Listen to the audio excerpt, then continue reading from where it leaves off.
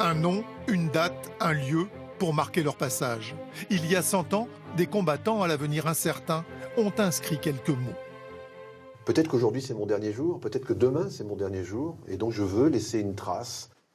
D'autres ont taillé dans la pierre les pensées présentes, figures égarées que le temps efface lentement. Ces témoignages parsèment la ligne de front.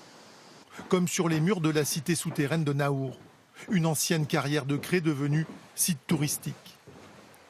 Entre deux assauts, des milliers de soldats comme ces Australiens venus du bout du monde profitaient des heures de repos pour visiter les curiosités locales et y déposer une signature. Sans doute la dernière distraction pour certains. Ici vous avez le jeune Arthur Henry Clegg qui est mort très rapidement dès qu'il est arrivé dans la bataille de la Somme en 1916. Il va mourir quelques jours plus tard.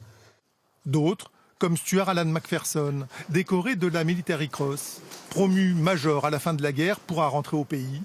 Son souvenir est toujours vivace.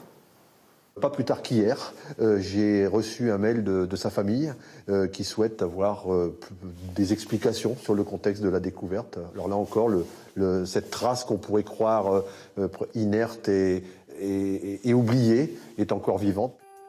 Naour est devenu un lieu de recueillement pour des centaines de familles australiennes, dont les ancêtres ont passé ici quelques heures. Perdue dans une forêt, cette carrière à l'abandon est interdite au public, trop dangereuse. Pendant la guerre, située à 250 mètres des premières lignes, elle permettait aux troupes de se reposer quelques jours, quelques semaines. Sous l'uniforme, des sculpteurs professionnels ont repris marteaux et burins pour tromper l'ennui. Thème de prédilection, la guerre et Jeanne d'Arc. Elle représente la patrie. D'ailleurs, cette race rupestre était accompagnée de l'inscription « Nous les chasserons hors de France ». Et elle semble protéger la cour intérieure qu'on pourrait qualifier de cour d'honneur de cette carrière.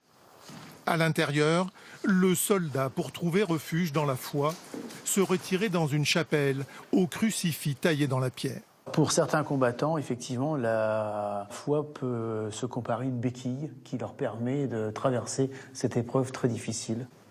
Avec la pénombre, les pensées les plus intimes pouvaient s'épanouir. Apparaissent alors des corps de femmes, fantasmes d'un soldat depuis trop longtemps loin de chez lui et confronté chaque jour à la mort.